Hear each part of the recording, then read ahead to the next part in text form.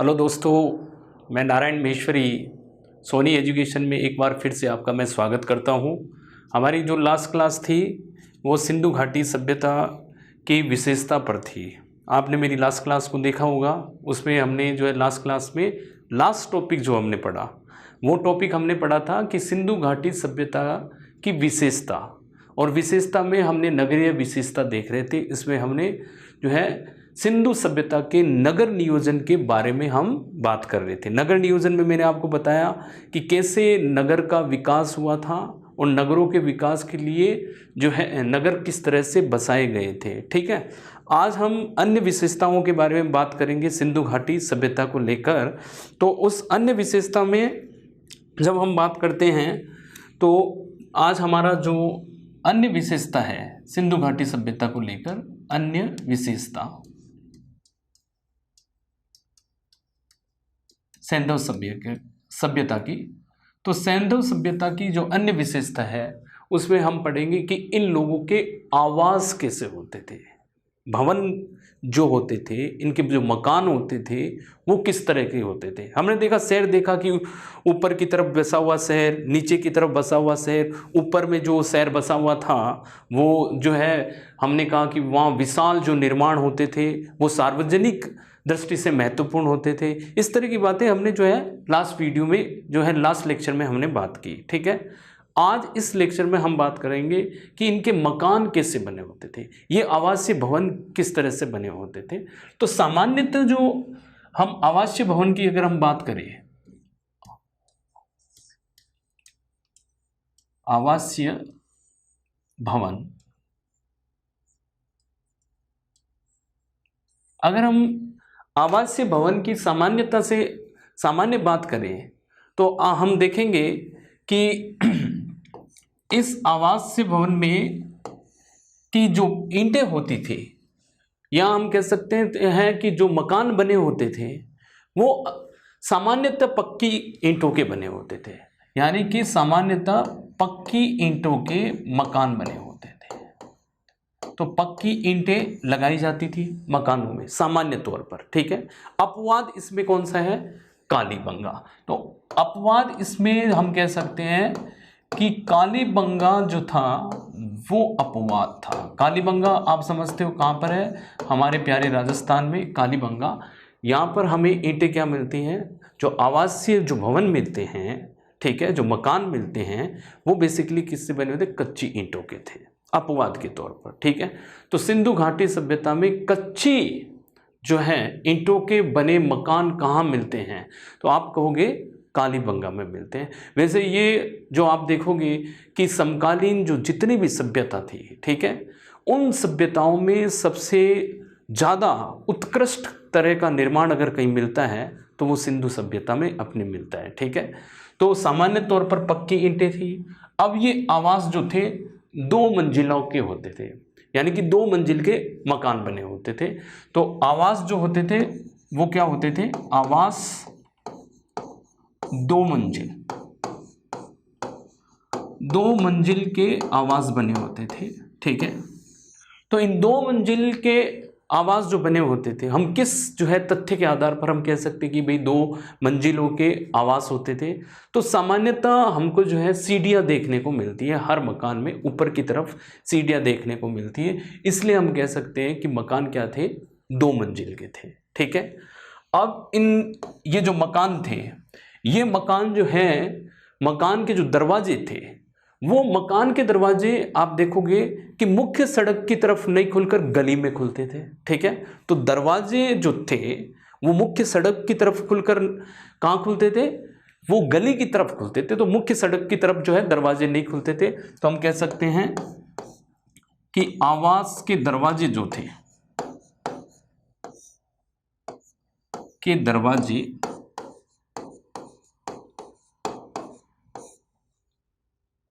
गली की तरफ खुलते थे, गली की तरफ खुलते थे। ठीक है, तो ये सब हमने पढ़ा है, आपने भी पढ़ा है। तो ये गली की तरफ खुलते थे। तो इसका मतलब है एक अपवाद हमको यहाँ देखने को मिलता है, वो जो है लोथल में मिलता है। तो दोस्तों लोथल में जो जितने मकान बने हुए थे उनका जो दरवाजे थे वो सड़क की तरफ यानी कि गली की तरफ नहीं खुलकर कहाँ खुले होते थे, मुख्य सड़क की तरफ। ठीक है, ये ध्यान रखना है कि वो मुख्य सड़क की तरफ उनके जो है दरवाजे खुले होते थे। तो अपवाद में हम कह सकते हैं लोथल। तो अपवाद में लोथल है जिनके दरवाजे कहाँ खुले होते थे, मुख्य सड़क की तरफ। तो मुख्य सड़क की तरफ जो है दरवाजे लोथल में खुले होते थे। और आप देखो कि मकान इस तरह से बनाए होते थे कि मकान में जो है क्रॉस वेंटिलेशन का बिल्कुल ध्यान रखा हो कि हवा जो है मकान में बिल्कुल से जो है आर पार करे और हवा का अच्छी व्यवस्था हो मकान में, ताकि घुटन नहीं हो, प्रकाश की अच्छी व्यवस्था हो। मकान बड़े बड़े होते थे। ठीक है, कई जगह तो इवन आप देखोगे कि मोहनजोदड़ो में 27 कमरों का एक मकान मिला है। ठीक है, तो मोहनजोदड़ो में एक बहुत बड़ा आवासीय जो है भूखंड मिला है जो 27 कमरे थे। और हर जो मकान थे वो मकान में आप देखोगे कि 3-4 कमरे, ठीक है, बीच में यानी कि 3-4 इस तरह से कमरे बने हुए और बीच में ये आंगन। ठीक है, तो ये आंगन का पोर्शन, आंगन और 3-4 कमरे हर मकान में आपको देखने को मिलता है। तो कहने का मतलब है मकान जो होते थे वो बहुत बड़े मकान होते थे, रहने की एक अच्छी व्यवस्था इनके पास में होती थी। मकान का जो छत होता था वो मकान का छत प्राय जो होता था वो लकड़ी का बना होता था। ठीक है, और जो है पक्की ईंटें काम में ली जाती थी। अपवाद के तौर पर मैंने आपको कह दिया है, अपवाद के तौर पर जो है किस चीज़ का, अपवाद के तौर पर हम कहेंगे कि कच्ची ईंटें कहाँ पर ली जाती थी, कालीबंगा। तो ये इनकी विशेषता थी।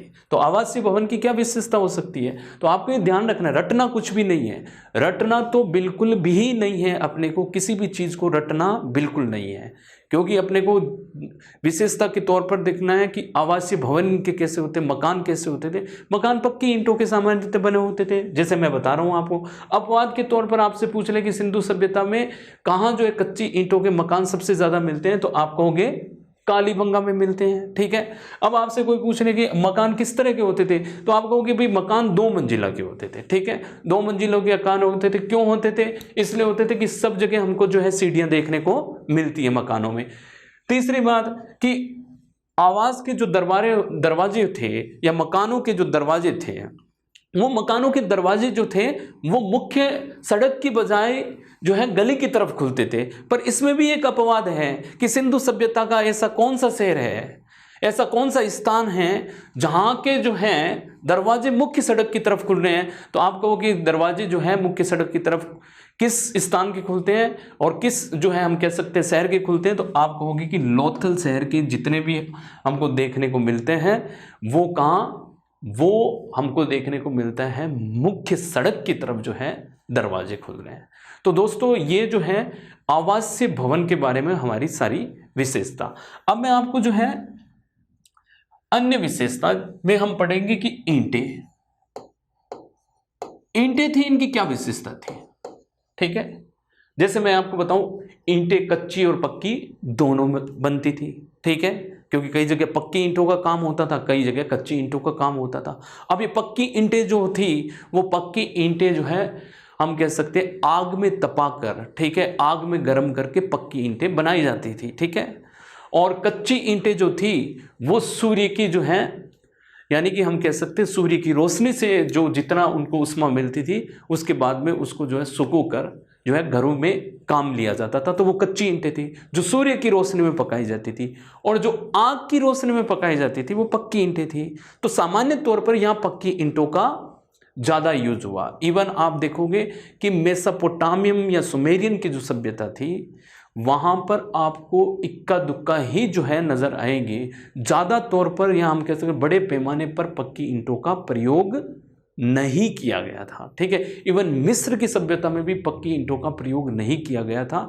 ये तो हमको सिंधु घाटी सभ्यता में ही इतने बड़े लेवल पर और व्यापक स्तर पर पक्की ईंटों का जो है हम कह सकते हैं यूज या प्रयोग देखने में मिलता है। ठीक है, अब ईंटें जो थी उनका आकार होता था चतुर्भुजाकार।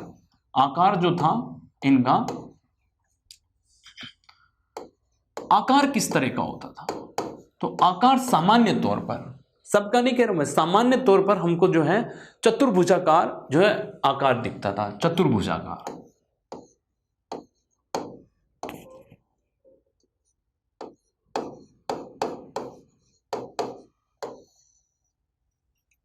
चतुर्भुजाकार आकार हमको जो है देखने को मिलता है यहाँ पर।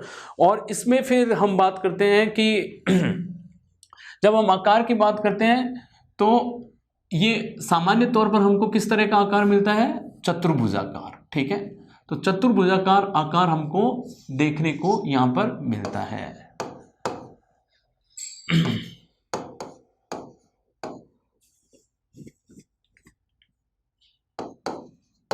ठीक है, अब हम बात करते हैं कि इनका जो है रेशियो क्या, किस रेशियो में इनकी जो है मतलब कि ये ईंटें होती थी। तो ईंटों का जो साइज होता था वो सामान्य हमको देखने को मिलता है साइज ईंटों का।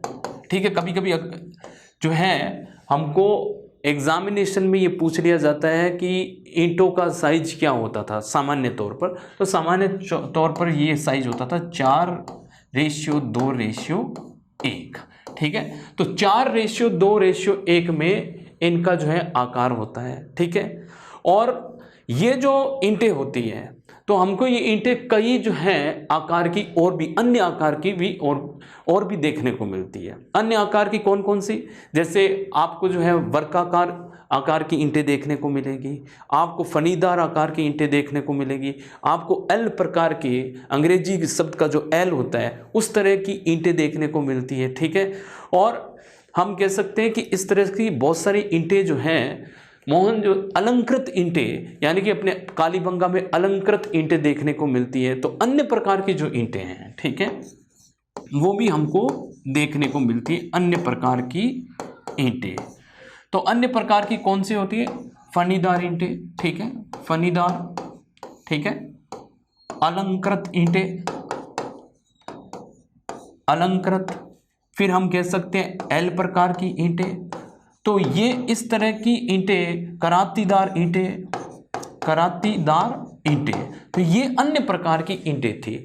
अलंकृत ईंटें हमको कहाँ मिलती है, कालीबंगा में देखने को मिलती है। कहाँ पर, कालीबंगा में। कालीबंगा में जो घरों के फर्श थे उसमें हमको जो है अलंकृत ईंटें, अलंकृत ईंटें का मतलब है कि इसमें कुछ जो है हमें किसी तरह की आकृतियां जो हैं ईंटों पर देखने को मिलती थी, उन्हीं को हम क्या कहते हैं, अलंकृत ईंटें। हम लोग तो वैसे से पहले से एडवांस से फैशन थे, फैशनेबल लोग थे, फैशन करने वाले लोग थे। तो हम राजस्थानी पहले से ही एडवांस थे। हमारी ये राजस्थान का ये स्थल जो था वो जो है हम कह सकते हैं सौंदर्यों के माध्यम से, और हम कह सकते हैं कि सजावट के माध्यम से ये जो है एडवांस था, क्योंकि उस समय इन्होंने ईंटों पर जो है कलाकृतियां की और उसी कलाकृति वाली ईंटों को भवन के निर्माण में प्रयोग किया। ठीक है, तो फनीदार ईंटें हमको कहाँ मिलती है, मोहनजोदड़ो में। ठीक है, मोहनजोदड़ो, तो मोहनजोदड़ो में हमको फनीदार ईंटें मिलती है। मोहनजोदड़ो में कहाँ, कुओं में मिलती है, जो कुआं मिला है मोहनजोदड़ो में, तो उस कुआं में जो है या कुओं में जो है बेसिकली हमको क्या मिलते हैं, मोहनजोदड़ो में फनीदार ईंटें मिलती है। ऐसे ही हमको एल प्रकार की ईंटें भी कहाँ मिलती है, मोहनजोदड़ो में मिलती है। तो मोहनजोदड़ो में जो घर की बाहर की दीवार थी, उन बाहर की दीवार की जो कोने की जो ईंटें थी, ठीक है, कि घर है आपका और घर की बाहर की जो दीवार है और उस दीवार में जो कोने हैं, कोने में एल प्रकार की ईंटें लगाई गई थी। इसी तरह करातीदार ईंटें जो थी वो करातीदार ईंटें भी मोहनजोदड़ो के मकानों में देखने को मिलती है। ठीक है, तो ये बेसिकली हम कह सकते हैं इस तरह की ईंटों का प्रयोग किया गया था। ठीक है, मोहनजोदड़ो में हम कह सकते हैं कि फनीदार ईंटों का कुओं में प्रयोग किया गया। अलंकृत ईंटें जो है हमको कालीबंगा में मिलती है। एल प्रकार की ईंटें हमको मोहनजोदड़ो में मिलती है। करातीदार ईंटें हमको मोहनजोदड़ो में मिलती है। इवन वर्गाकार ईंटें, ठीक है, तो मैं कहूंगा कि वर्गाकार ईंटें वो आपको चनहूदड़ो में देखने को मिलती है। तो चनहूदड़ो में आपको वर्गाकार ईंटें देखने को मिलती है। तो इस तरह के ईंटों के प्रकार। तो अब ईंटों को लेकर किसी भी तरह का एग्जाम में सवाल आए कि मोहनजोदड़ो में या हड़प्पा सभ्यता में किस तरह की ईंटें जो है प्रयोग में ली जाती थी, तो हम कह सकते हैं सामान्य तौर पर पक्की ईंटों के प्रयोग किया जाता था। ठीक है, उसका आकार कैसा होता था, सामान्य तौर पर चतुर्भुजाकार की ईंटें होती थी। इसके अलावा और भी ईंटें हैं जो और भी ईंटों के प्रकार जो है हड़प्पा सभ्यता में हमको देखने को मिलता है या सिंधु घाटी सभ्यता में हमको देखने को मिलता है, वो हम कह सकते हैं फनीदार ईंटें, अलंकृत ईंटें, एल प्रकार की ईंटें, करातीदार ईंटें और वर्गाकार ईंटें। ठीक है, और इसमें जैसे मैं बात करूं कि साइज की बात करूं तो साइज आप देख रहे हो 4:2:1 में इनका साइज होता था। तो ये हम कह सकते हैं कि भवन निर्माण में प्रयोग की जाने वाली ईंटों के प्रकार। ठीक है, इनसे कोई भी सवाल आए तो आप आसानी से उत्तर दे सकते हो। ठीक है दोस्तों, अब हम अन्य विशेषता की बात करते हैं कि इस सभ्यता में कुछ विशिष्ट इमारतें पाई गई, जैसे अन्नागार, ठीक है, स्नानागार, इस तरह के कोई विशिष्ट जो है इमारतें पाई गई। तो उनके बारे में हम डिटेल में जो है हम बात करेंगे। जब हम एक स्थल की बात करेंगे तब मैं आपको डिटेल में बात करूंगा, इनके बारे में मैं डिटेल में पढ़ाऊंगा आपको। ठीक है, अभी मैं सिर्फ इनका जो है आपको एक संक्षिप्त जो है जानकारी दे सकता हूं, जिसके माध्यम से आपके एक दिमाग में इमेज बन जाए। तो अन्नागार की अगर हम बात करें, ठीक है, अन्नागार की बात करें, अन्नागार यानी जहां पर धान को भरा जाता है, धान हम सब समझते हैं। ठीक है, तो जहां पर धान को भरा जाता था, ये समझ लो उस समय के FCI के गोदाम थे। ठीक है, फूड कॉर्पोरेशन ऑफ इंडिया के आज गोदाम होते हैं, जिसमें हमारे जो है हम कह सकते हैं बम्पर प्रोडक्शन हो जाए, उत्पादन ज़्यादा हो जाए। तो उत्पादन ज़्यादा हो जाता है तो सरकार क्या करती है, उस सरप्लस प्रोडक्ट को, उस बम्पर प्रोडक्शन को और जो है अत्यधिक उत्पादन जो होता है वो सरकार अपने गोदामों में भरती है। इसी तरह से यहाँ पर ऐसी व्यवस्था रही होगी कि आपातकाल में जब भी जो है मान लो अकाल पड़ जाए, किसी साल जो है बारिश नहीं हो, तो जो है सरकार मदद करती है। जैसे अभी सरकार मदद करती है गरीबों की। ठीक है, अभी सरकार जो है किसी विषम परिस्थितियों में जो है वहाँ की जनता की या हमारी जो मदद करती है, उसी प्रकार ऐसा कोई कंसेप्ट वहाँ रहा होगा, इसलिए इन लोगों ने अन्नागार बनाए। और ये अन्नागार जो थे बेसिकली ये जो है, यानी कि जो मैंने आपको बताया कि शहर जो है, एक जो शहर बसा हुआ था पूर्वी टीला और एक शहर बसा हुआ था पश्चिमी टीला। तो सिंधु सभ्यता का नगर नियोजन आपने देखा होगा कि पूर्वी टीला था उसमें और पश्चिमी टीला था। पूर्वी टीला जो था वो मैंने आपको बताया कि ऊपर की तरफ जो था, ऊपर की तरफ बसाया हुआ होता था, या तो वो नेचुरली होता था, ठीक है, प्राकृतिक रूप से होता था, या वो कृत्रिम रूप से जो है उसको बनाया जाता था। जैसे मैंने आपको बताया कि कच्ची ईंटें या ईंटों का चबूतरा बनाकर जो है वहां पर निर्माण करवाया जाता था। तो ये अन्नागार जो थे, वो अन्नागार दोस्तों कहां पर होते थे, पश्चिमी टीले पर होते थे। पश्चिमी टीलों पर अन्नागार बनाए जाते थे और ये जो है यानी किले के बाहर होते थे। ठीक है, नदी के पास होते थे। नदी के पास होने का एक मतलब हम लगा सकते हैं कि नदी के पास इसलिए होते थे कि ये यहाँ से जो है नदी ही, मैंने आपको बताया कि से जितनी भी सभ्यता थी वो नदी के किनारे विकसित हुई। इसलिए विकसित हुई कि नदी एक ट्रांसपोर्टेशन का काम करती थी, परिवहन का काम करती थी। उस समय कोई हवाई जहाज नहीं था, उस समय कोई जो है हम कह सकते हैं कि मर्सिडीज नहीं थी, उस समय कोई ट्रक नहीं चलते थे कि आदमी यहाँ से वहाँ पहुँचा दे। तो नदी एक परिवहन का जो है एक सुगम साधन था और उसके माध्यम से, रिवर के माध्यम से, नदियों के माध्यम से जो हम कह सकते हैं ये इस तरह का परिवहन का जो है एक सुगम साधन था। इस तरह से सामान को इधर से उधर पहुँचाया जाता था। इसलिए जो है ये बड़े जो अन्नागार थे वो नदी के तट पर बनाए जाते थे, ताकि जो है इसको कहीं और भी भेजना हो तो वो नदियों के माध्यम से भेजा जाए। ठीक है, तो इसमें एक अपवाद था कि ये किले के बाहर होते थे। ठीक है, क्योंकि नदी के तट पर रहेंगे तो इसका मतलब है ये किले के बाहर होते थे। ठीक है, तो अन्नागार सामान्यतः किले के बाहर होते थे। ठीक है, गढ़ी के बाहर होते थे, किले के बाहर। पर एक अपवाद यहां देखने को मिलता है, अपवाद है मोहनजोदड़ो। मोहनजोदड़ो में जो अन्नागार था वो किले के अंदर था, ये ध्यान रखना है। ठीक है, तो मोहनजोदड़ो के अंदर जो ये जो था अन्नागार वो किले के अंदर था। अब बात करते हैं कि कहाँ कहाँ पर हमको ये अन्नागार के साक्ष्य देखने को मिलते हैं? तो साक्ष्य हमको जो देखने के मिलते हैं अन्नागार के, वो हमको 4 जगह पर मिलते हैं। एक तो हमारा हड़प्पा, ठीक है, हड़प्पा में हमको देखने को मिलता है। दूसरा मोहनजोदड़ो में। तीसरा दोस्तों हमको, आपको सबको पता है, कालीबंगा में। और चौथा लोथल में, ठीक है। तो लोथल में, अन्नागार में, ये 4 साक्ष्य जो है, 4 स्थानों पर हमको अन्नागार के साक्ष्य देखने को मिलता है, ठीक है।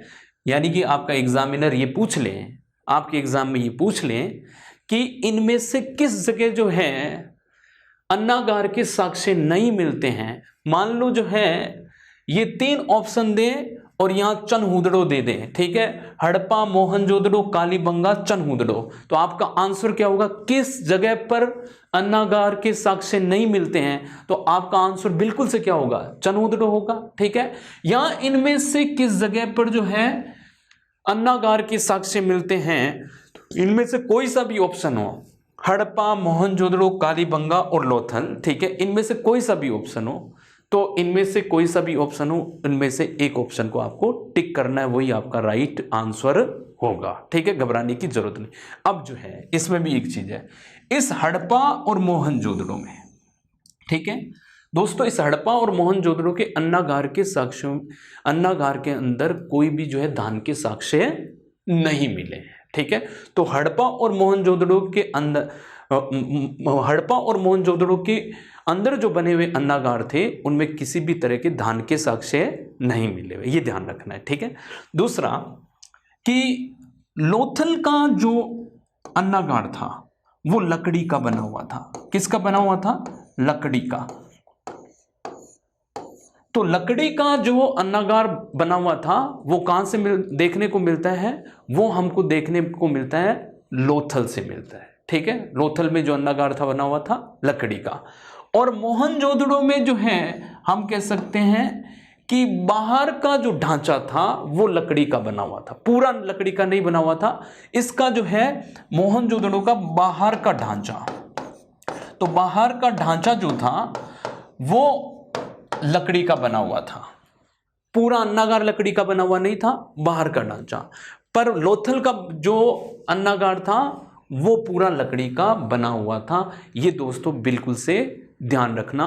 तो बाकी जो जितनी भी विशेषता है, मैंने आपने कहा ना कि जितनी भी डिटेल है वो हम जब स्थानों को, इन स्थानों को पढ़ेंगे, हड़प्पा, मोहनजोदड़ो और कालीबंगा को हम पढ़ेंगे जब मैं इसमें डिटेल से बात करूंगा।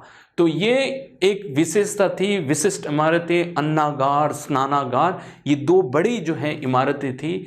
तो मैंने इन विशिष्ट इमारतों के बारे में आपको बताया। अन्नागार के बाद में हम बात करते हैं हमारे जो दूसरी जो हम कह सकते हैं कि विशेषता रही है, तो इनके सड़क निर्माण की विशेषता रही है, ठीक है, कि सड़कें कैसी होती थी। तो जो सड़क थी या सड़कें जो थी, वो सड़कें मैंने आपको पहले भी बताया था कि जाल पद्धति के आधार पर बनी हुई थी, ठीक है। तो सड़कें जो थी वो कच्ची और पक्की दोनों ईंटों की बनी हुई थी, जाल पद्धति के आधार पर बनी हुई थी। तो सड़कें कच्ची तथा पक्की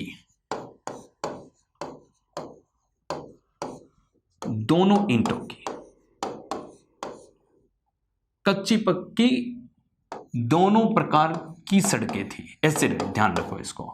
तो कच्ची तथा पक्की दोनों प्रकार की सड़कें देखने को मिलती है। ज्यादातर हमको कच्ची सड़कें देखने को मिलती है, पर इसमें एक अपवाद है, कालीबंगा में हमको पक्की सड़कें देखने को मिलती हैं। अधिकतर जो सड़कें थी वो किसकी थी? कच्ची सड़कें बनी हुई थी, ठीक है। पर इसमें अपवाद जो हम कह सकते हैं, यानी सामान्य तौर पर हम कहेंगे कि सड़कें जो थी सामान्य तौर पर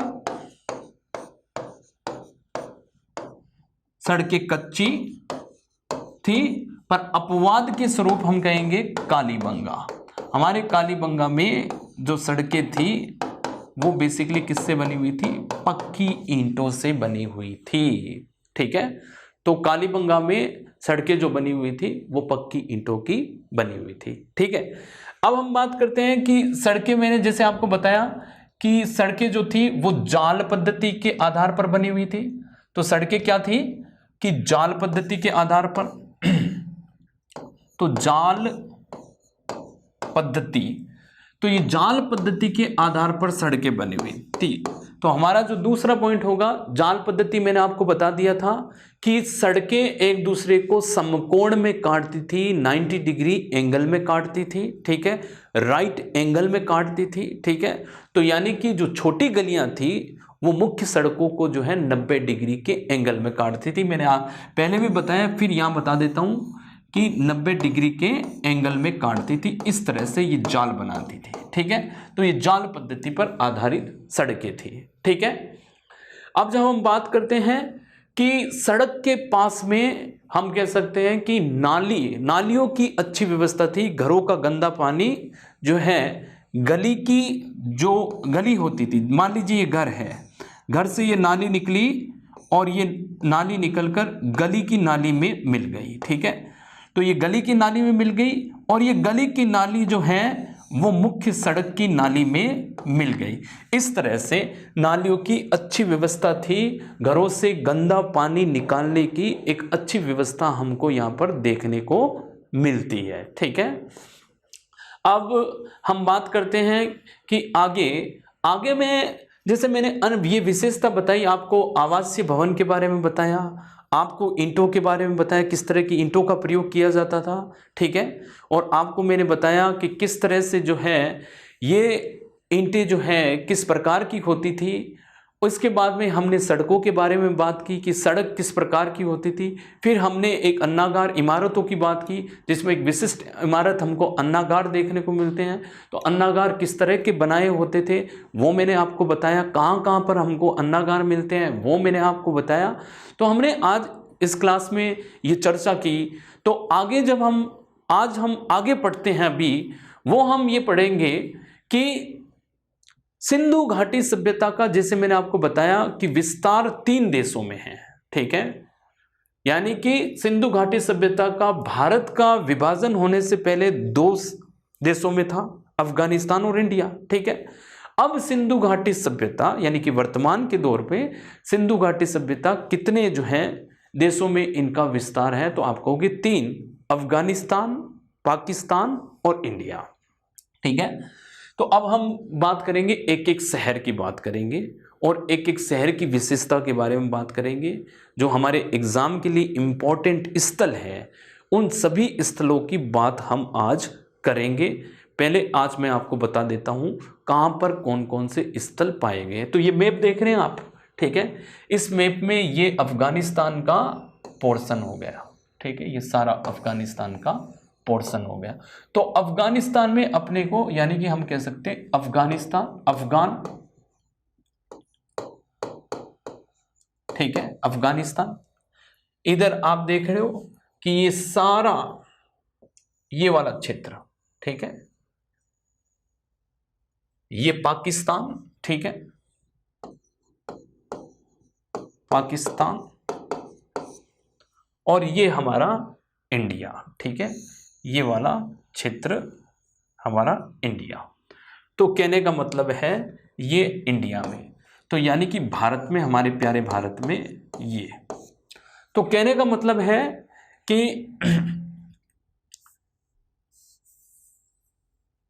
ये अपने जो है इंडिया में धोलावीरा और ये सारा राखीगढ़ी और ये जितना भी है ये सारा इंडिया में।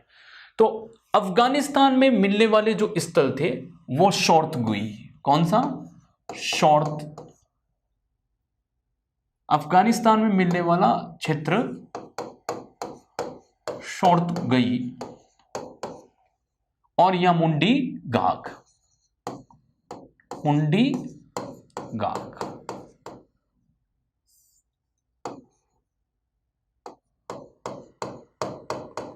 ठीक है, शोर्तगुई और मुंडी गाग, ये 2 स्थल अपने को यहां देखने को मिलते हैं। ठीक है, ये शोर्तगुई और मुंडी गाग जो स्थल है, ठीक है, इसके बारे में मैं अभी आपको थोड़ी सी चर्चा कर लेता हूं। ठीक है, आज मैं सिर्फ आपको बताऊंगा कहां पर कौन कौन से स्थल मिले हैं।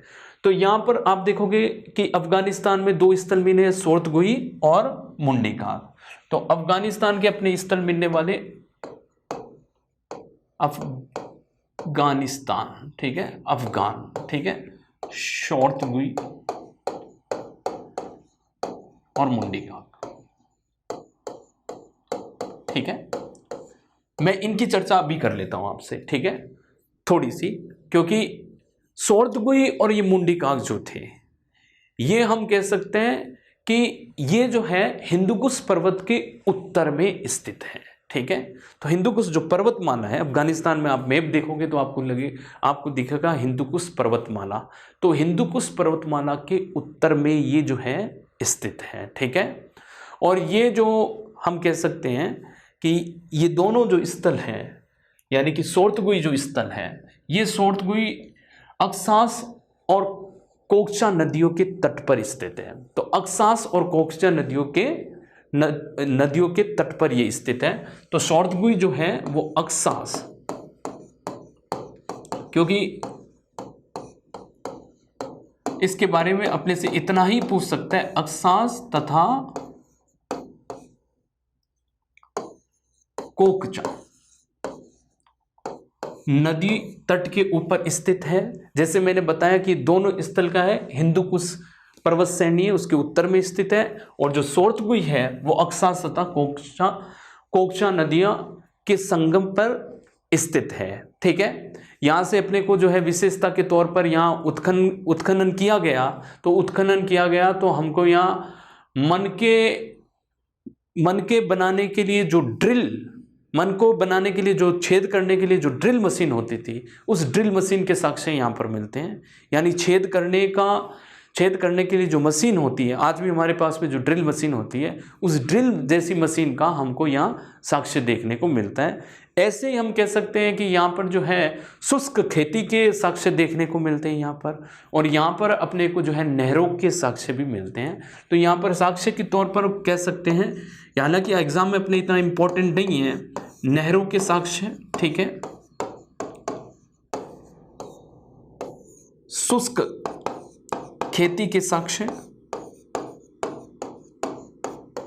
ठीक है, नहरों के साक्ष्य, शुष्क खेती के साक्ष्य। और हम बात करेंगे फिर कि यहां पर जो है आगे हम बात करते हैं कि जब बात होती है मुंडीकाग की, तो मुंडीकाग जो है वो बेसिकली अर्गनबाद नदी के किनारे जो है मिलता है। नदी कौन सी है? अर्गनबाद नदी। तो अर्गनबाद नदी के किनारे जो है ये बेसिकली ये स्थल है। तो ये दो अफगानिस्तान के स्थल आपको ध्यान रखने हैं कि सिंधु घाटी सभ्यता के दो स्थल कौन से? मुंडीकाग और आपके सोर्तगुई, ठीक है। अब हम बात करते हैं कि पाकिस्तान में मिलने वाले, तो पाक में 3 क्षेत्रों में मिलते हैं।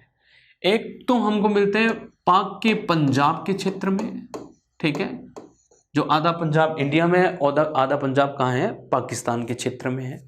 तो पाक के पंजाब क्षेत्र में से देखना, पाक के सिंध प्रांत से देखने को मिलता है, पंजाब प्रांत से, सिंध प्रांत से, और एक हम कह सकते हैं बलूचिस्तान से, ठीक है, बलूचिस्तान। तो पाकिस्तान में 3 जगहों से सिंधु घाटी सभ्यता के जो है स्थल मिलते हैं। तो पंजाब से जो मिलते हैं वो हड़प्पा, ठीक है, रहमान डेरी, ये हम कह सकते हैं हड़प्पा, रहमान डेरी, ये पाकिस्तान से मिलने वाले स्थल हैं, ठीक है, सॉरी पंजाब, पाकिस्तान के पंजाब क्षेत्र से मिलने वाले स्थल। सिंध में हमको मिलता है मोहनजोदड़ो, ठीक है। उसके बाद हमको मिलता है यहां पर चनहुदडो, ठीक है। इसके बाद में कोटदीजी,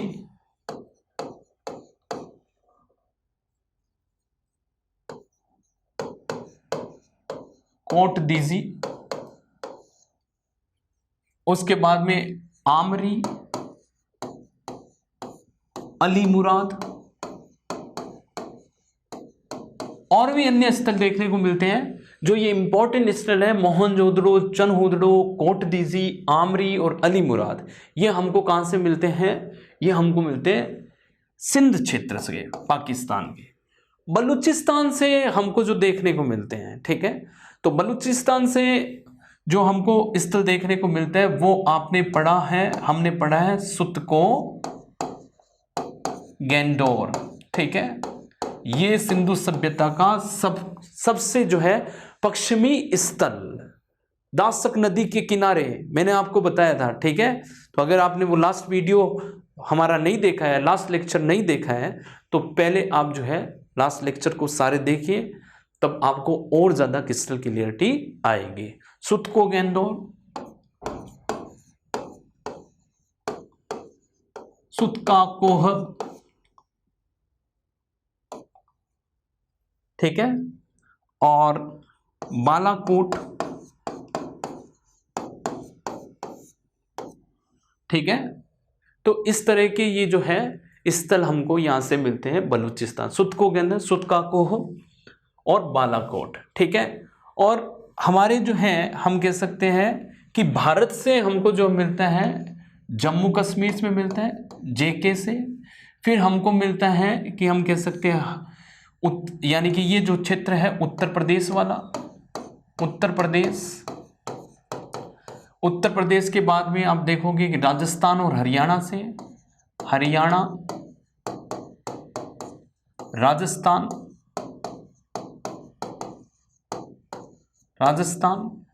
फिर गुजरात और फिर जो है महाराष्ट्र। तो हम कह सकते हैं, और एक पंजाब, ठीक है।